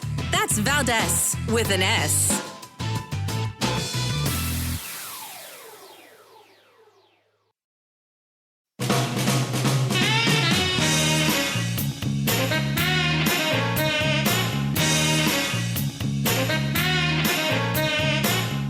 Now, 833-4VALDEZ. That's 833-482-5337. 833-4VALDEZ. That's Valdez with an S. Prospective lawyers will not have to take the traditional National Conference of Bar Exams test to receive licenses. Students will be able to bypass the uniform bar examination and become certified through alternative licensing methods like apprenticeship programs. The court also permitted investigations into lawyers to ensure career-long competency while reducing the timeline to 1 year for out-of-state attorneys to become eligible in Washington. The Washington Bar Licensure Task Force proposed the changes last month to advance diversity, equity, and inclusion and reduce barriers to the legal profession. Reducing barriers to the legal profession. How about that? Right? Isn't that something? Reducing the level of expertise and excellence that's required to become a lawyer just because you want to help out the idea of DEI, right? Diversity, equity, and inclusion. And again, this is the Supreme Court. Listen to this. With these alternative pathways, we recognize that there are multiple ways to ensure a competent, licensed body of new attorneys who are so desperately needed around the state. Washington State Supreme Court Justice Raquel Montoya Lewis. I wish I could talk. It would be great. Anyway, the bottom line here is I'm not against alternatives to doing things. I'm really not. I'm not saying, if they would have said exactly what they said, right? This is great. Alternative pathways, blah, blah, blah. Exactly what they said without ever making any reference to diversity, equity, and inclusion, I'd be happy. But unfortunately, that's what they're talking about, barriers and inequities. And I think that's wrong. If you want to say we want to, make sure we get the best people, and we don't believe that all people are the best test takers, and you want to make a change and base it on something else and have a different way that is fair to measure it against other people, then go for it. But, I also agree. Some people have the skill set to become a physician, a doctor, and others don't. So what are we going to do? Say because you don't have the required skill set, that we're going to rewrite the rules of the game just so you could play, so you could be happy, so you could participate? You can get a participation trophy? I don't think that's accurate. I really don't. If you don't know how to do the job, or you're not able to do it well or effectively, then it's not the job for you. Why should we bend over backwards in such a way? This is just crazy to me. But let's see. What do we got here? Line 2 is ringing. Let's go to line 4 and check in with Tom in Terre Haute, Indiana. WGNR. Go right ahead. Hey, Rich, thanks for taking my call. And yes, you've got a really good call screener there. I really appreciate him. You've covered a lot of ground since I called about your congressional term limits. But real quick, let me say the 5 Democrats that voted for the border bill are probably up for re-election and knew it didn't have a chance anyway. And what they're doing for the lawyers, they're doing for air traffic controllers and pilots also. Oh, yeah. So anyhow, that's kind of on that conversation. You've covered a lot of ground. But I don't know if this is possible, but on term limits, I could see it make it a 12-year max mixed between the House and the Senate and pass a bill now, but don't let it take effect for 20 years. And 20 years goes by awful fast. And that way all these, maybe you could actually get it passed because it wouldn't really affect the people we got in there now. The problem is that Congress doesn't have the power to just vote themselves term limits because it's constitutional, right? The Constitution affords them this ability to run in perpetuity. And some argue that this is something the founders never envisioned would become a thing, and that's why it has this protection, if you will. And others argue that it was intentional, and they wanted that to be the option. I have to go with they probably didn't see this becoming something forever because these guys were farmers and preachers and everything else that they were back in the days. They were all bivocational. And that today is not the case, right? Today, these are professional politicians that, you know, their kids, when they don't run, their kid runs in their seat and their kid is now a professional politician, you know, a la Gold Bar Bob, for example. So I think that while it's a good idea to vote something in to go into effect later so it doesn't affect you, you're kind of grandfathered from it, and it could affect someone else. Ultimately, without a constitutional amendment, we don't get term limits. And that's, I think, just a reality of the world that we're living in. But excellent idea. And I think we do need to continue to address term limits. I think that's something that should happen. Like you said, 20 years goes by awful quick. I believe that. And if it takes 20 years to really lobby this case, this idea that we need term limits and we need to get a constitutional amendment and get people that are really enthused about it and to get this momentum going, then yes, amen, hallelujah, right? We should do that every day so that we can attract the right people and continue to move forward in the right direction. Tom, Terre Haute, Indiana, WGNR, thank you very much for your call. I really appreciate it. Folks, we continue with the rest of your calls straight ahead. 833-482-5337, 833-4-Valdez. And again, just a reminder and a quick word of thanks. I will be doing some broadcasting from Budapest, Hungary this week. And I'm looking forward to, not looking forward to the trip, honestly, the long ride, but I am looking forward to being with a bunch of fellow patriots at CPAC in Budapest, learning, you know, what's going on with the latest in the conservative movement in Europe. And you know, just those events are always really, really good. And if I get a chance to snag an interview with Prime Minister Viktor Orban, I will. I'm looking forward to meeting him and the others that are, you know, making Europe great again. And it's great to see the growth of the conservative movement and its global reach. Anyway, the phone number, 833-482-5337, 833-4-Valdez is the phone number. Looking forward to chatting with you guys straight ahead. Don't go anywhere. I'm Rich Valdez.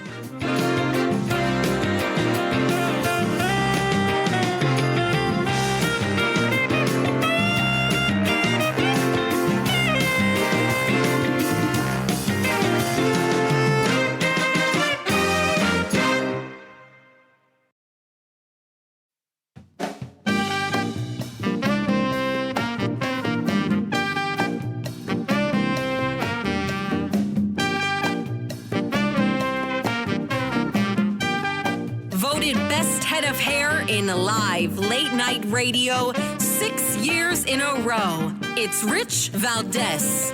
Call now, 833-4-Valdez. That's 833-482-5337. 833-4-Valdez. That's Valdez with an S. The House has worked its will. These are not normal times here in the House or around the world, as we all know. And we had a disturbance here on the House floor just a bit ago. I just want to say simply what I think most people around the country understand and agree. We should only wave one flag on the House floor, and I think we know which flag that is. That is Speaker Mike Johnson responding to what we saw over the weekend, where Democrat lawmakers were waving Ukrainian flags from the floor of Congress as if this was a huge achievement. And it was all over social media, and people were ablaze about this because they were like, come on, this is America. Why are you running around waving these Ukrainian flags? And when was the last time you waved around an American flag? Like, why is there such an importance? Why is there such a sacrosanct self-righteousness to voting on a bill for foreign aid? And listen, this is coming from a guy who thinks we need to support Ukraine. I don't think we need to pay them what we've been paying them and give them the amount of anything we've been giving them. But I think we do need to honor the Budapest Memorandum of Security Assurances where they said, yes, we will give up our nukes as long as you protect us. So I think we have a responsibility there. However, big however, is it doesn't mean it's $100 million or $1 billion or whatever the current number is. There is a place and time where you say, yeah, basta, enough is enough. But Mike Johnson did not stop there. He continued, going on to saying he's doing the right thing. Listen to this. As I've said many times, I don't walk around this building being worried about a motion to vacate. I have to do my job. We did. I've done here what I believe to be the right thing, and that is to allow the House to work its will. And as I've said, you do the right thing and you let the chips fall where they may. So I will continue to do that. And ultimately, this is about him announcing the passage of the House bill with this aid for Ukraine, Israel, and Taiwan. And this is, where they had their little flags and whatnot. Listen to this. 3 of our primary adversaries, Russia and Iran and China, are working together, and they're being aggressors around the globe. And they're a global threat to our prosperity and our security. Their advance threatens the free world, and it demands American leadership. If we turn our backs right now, the consequences could be devastating. So this afternoon, the House acted, and we sent over to the Senate, and it will be transmitted shortly, our supplemental national security legislation. And make no mistake, this is not a blank check like the Senate supplemental bill was. All right, Speaker Johnson, I agree that we have to display American leadership. I do agree with that. I don't know that is necessarily in the form of foreign aid all the time. I think that we can have an American president that flexes his diplomatic and political muscles when need be with other countries and steps in to resolve issues and says, hey, look, you need this, let's make a deal. This has to stop. That's what we need. We need a president who's willing to be president, a president who knows that he's the president, who understands the power of the Oval Office. And sadly, that's not what we've got, right? Instead, we've got Joe El Baboso Biden. Anyway, we were talking about law schools that were, or at least in Washington State, KTTH country, if it's appropriate to lower your standards so that you can attract more people of color, per se, right? Because they weren't saying like people that have unique experiences, like so many adult colleges and universities do, right? That's something that they all do. Now they go, oh, you know what? If you got 20 years experience working in banking, but you never got a degree in banking in college, you can use some of your experience because it's the equivalent of college level education in some courses, and they'll evaluate that and give you college credit for it. That's something that I think is appropriate, and it's weighed. But that's not what we're talking about here. We're talking about, it's just hard to get in, entrance exams. Let's get rid of those. It's hard to get in because of X, Y, and Z. Well, let's not do that. Let's go with this. And that's wholly, and again, wholly with a WH, inappropriate, in my opinion. Frank, Cumberland, Maryland, WCBC, go right ahead. In this same topic, there's an institution in New York City you might know something about. It's the City College of New York. It used to be called the Common Man's Harvard. And if it were rated against Harvard by the number of people who got advanced degrees, it would be better than Harvard. And in order to get in, it was pure merit. If you graduated in the first quarter of your high school class, you could go to City College free. But then the diversity, equity, inclusion, or the equivalent of it came along in the 60s. And do you know what happened to City College? Did it improve? Did it get worse? Is it better now? What's the story with City College? Yeah, I don't think it's better. Matter of fact, I remember about a year and a half ago, maybe 2 years ago, my friend, and he's a former boss, I guess, the owner of WABC Radio when I worked there in New York City. He was, I think he went to City Tech, and what was interesting, high school now, and these were hard to get into, magnet high schools and whatnot. And even those are now under fire. They're saying it's more like anti-Asian admissions policies, saying we have too many Asians that are qualifying to get in. It's not fair to the average B and C student, and we're going to lower our standards. I think that's insanity. I don't know why anybody would do something like that, but they were doing it, right, in the name of this woke culture, this woke revolution. So what I know about CUNY is that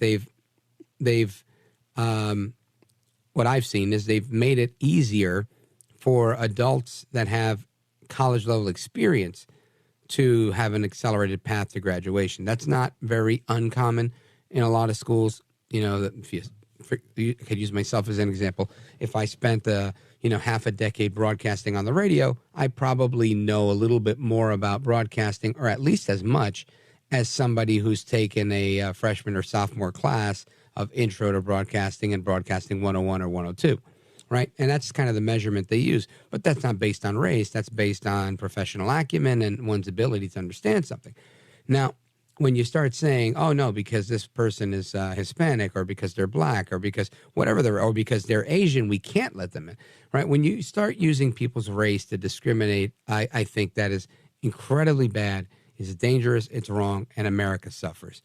So hopefully that gives you some insight into that. Frank in Cumberland, Maryland, thank you for your call and for bringing that up. I appreciate it.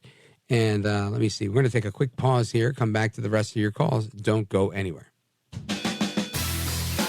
This is America at Night with Rich Valdez. Call now, 833-4-VALDEZ. That's 833-482-5337. 833-4-VALDEZ.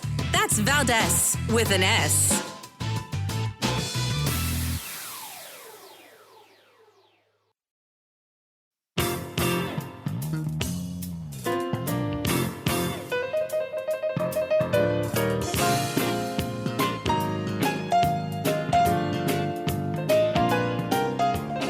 Call now, 833-4-VALDEZ. That's 833-482-5337. 833-4-VALDEZ. That's Valdez with an S. All right, amigos, welcome back. We continue with your calls and more. The phone number, 833-482-5337, 833-4-VALDEZ. And I want to go to my man, Paulie, Zanesville, Ohio, WHIZ. Paul, go right ahead, sir. Hey, good evening, Rich. I like that Speaker Johnson. I think he's a solid guy. I really do. I'm in agreement with him. I think we have to give the Ukraine and Israel aid right now. I mean, we've given them a lot. We might want to say this time that this is about the last of it if some other NATO allies don't step in and pay their fair share to help them out, too, because Putin's a thug. In my opinion, that's where I stand on that. And so I like that Johnson. Like I said, he just seems pretty. Yeah, listen, Paul, I'm with you too. I think he's a solid guy. Part of the issue I have is just that, and I really don't have an issue with him per se. It's just the system that we have. There are times where the speaker is going to need to make political deals, and I realize that from having worked in government. You, in some way or another, you got to move. You got to bend for a friend, like they say. Now, the issue is that I think you got to remain true to your values and make sure you're not a single penny voting for new spending, right? There's another deal that you can make. You got to make another deal. And again, maybe it's easier said than done. I also realize that to be a fact. So when we had Richard Stern on the other night, and he said, and he'd worked with Speaker Johnson and has a lot of respect for the guy, he said, this is basically a gimmick. And I don't like gimmick. I really don't. and I try to keep a grasp of issues and whatnot to understand things as best I can. But in this case, I have to agree. After looking at that, it's gimmicky, right? This is what's going on, and I think we need to stay away from gimmicky. And this is where I applaud Marjorie Taylor Greene, where she's saying, let's be serious about this. I think we do have to be serious. We can't get crazy. We shouldn't be violent. We shouldn't be doing anything like that. We should be clear-headed, sober, and, ready to go on an issue like this. But we can't go off the deep end. And so I think there's a give and take in every situation, right?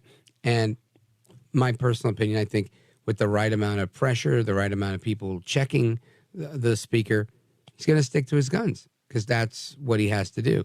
But in cases where it's like an out-and-out rebuke or even a threat, I think you're going to have a little tension there that is probably unhealthy and doesn't always help, if that makes any sense, Paul. Yeah, it certainly does. And, like Trump said, we could make it alone. But look, if the country no longer exists after Putin's done, how are you ever going to get paid back? That's what I have to say about that. And can I make one more comment about the lawyer deal there? I spent the biggest part of my career in doing electrical work with my father. And we had a saying, it only takes one OS, use your imagination, to ruin all those attaboys. Okay? If you don't have the proper training, you can get killed or seriously injured or burned doing electrical work. And if these lawyers and so forth and lots of other occupations, if you don't know what you're doing and are properly trained, you could be in for a world of hurt, I agree. And especially holds true. Yeah. Like with the construction workers and so forth. But, I just find that bad. And, Biden forgiving all these student loans and everything, these kids need to buck up, man. Get with it. Get your proper education, pay your loan like we did. I got a mortgage I almost got paid off. Yeah, I own my cars. So I just, that's just crazy to me. I'm with you. It really is, Rich. Now, here's my thought with that. I agree with everything you said. The fact that we would ever entertain bringing somebody that's not qualified, not good. How you get to qualified, I think, is open for discussion. Right? Let's say this law school thing in Washington State. If you tell me, look, it's 3 years at law school plus taking the bar, and you pass and then you're in. But if you spend 8 years working in a law firm as an apprentice to another lawyer, and you learn the game that way, and we can put you in front of a test and prove that you have the skills because you worked in this law firm for 8 years under the tutelage of a senior managing partner or whatever it is, then I don't really have an issue with that. I don't care if you went to school or if you worked for 7 years in a law firm. What I do care is saying we're going to reduce the standard and we're going to make it so that it's easier to get in. Not more manageable or based on experience, but more so based on race. Like, oh, you're Hispanic, you're African American, you're Asian. This is how we're going to handle life for you moving forward. I just think that to me is insanity, Paul. Yeah, you're 100% right as usual, and I enjoy your show as usual. And you have a nice night, the rest of your night. Thank you, Paul. I appreciate it. It's very kind of you. And folks, we're coming right back with the speed round. Straight ahead, 833-482-5337, 833-4-VALDEZ. This is America at Night with Rich Valdez. Call now, 833-4-VALDEZ. That's 833-482-5337, 833-4-VALDEZ. That's Valdez with an S.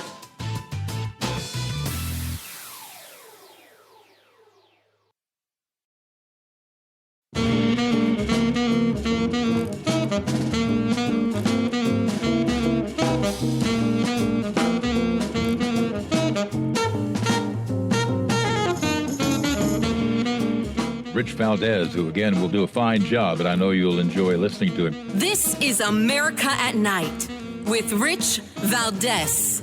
Call now, 833-4-VALDEZ. That's 833-482-5337. 833-4-VALDES. That's Valdez with an S. Wednesday morning, I went to the guidance counselor and told her, since I was second on the hit list, knowing that there was something going to happen, because there was a girl she was targeting every day at lunch, and they would go to the counselor and tell them every day that this is going to happen. And Wednesday I went with 2 others, and each of us filled out a whole paper full of what's going to happen and why it's going to happen. And then I went to chorus and I was told, watch your back. He is going to come for you and this other girl at lunch. And when I was at lunch, I was terrified, and I told Miss Fattori that was happening, and she said, don't worry about it, it's not going to happen. Don't worry about it, it's not going to happen. This girl was on a hit list. Now, you're listening to a student giving their testimony about what happened last week. End of the week, I didn't talk about it at length. I think I tweeted about this. Pennsylvania community is now outraged over this transgender student that had a hit list and beat a female student. Listen to this. Parents and students from the North Penn School District called out, and teachers were in the line of fire here because the parents were super, super outraged. And this is why? Because a transgender student, a biological male identifying as a female, brutally beat an unidentified middle school girl with a Stanley Cup. Who does that in the school cafeteria last week? The victim was hit so severely she was hospitalized for a head injury. Emily, who's the female student and a friend at the middle school, told the school board last week, and that's who you were just listening to, that she was also on the hit list, and she begged for help from the school officials, and they said, don't worry about it, it's not going to happen. How do you tell a kid that when they're telling you they're looking for help? Anyway, so she shared that after reporting her concerns. They had to just basically watch their backs because it was quote unquote not going to happen. Now these students are terrified. They're telling teachers what's going on, and what ends up happening is a bloody attack by this transgender student attacking the girl's friend in the cafeteria. She was in the lunchroom, all of a sudden, hears the screaming and what's going on, and she sees the girl, her friend, running. Somebody else is screaming and running, and this is how this thing unfolds. Then the attacker goes after the victim, who's facing away from them, so a sucker punch, in effect. Didn't even see the student coming on behind her. All of a sudden, you hear these terrible loud bangs of the Stanley Cup bouncing. This is a big trophy bouncing off her head. And then you see the girl grabbing her head, and then she hits the head against the table repeatedly, using the Stanley Cup again. I mean, this is a savage attack. And the school's doing what? Nothing to prevent it, and they knew about it ahead of time. They knew that there was aggression here. Why?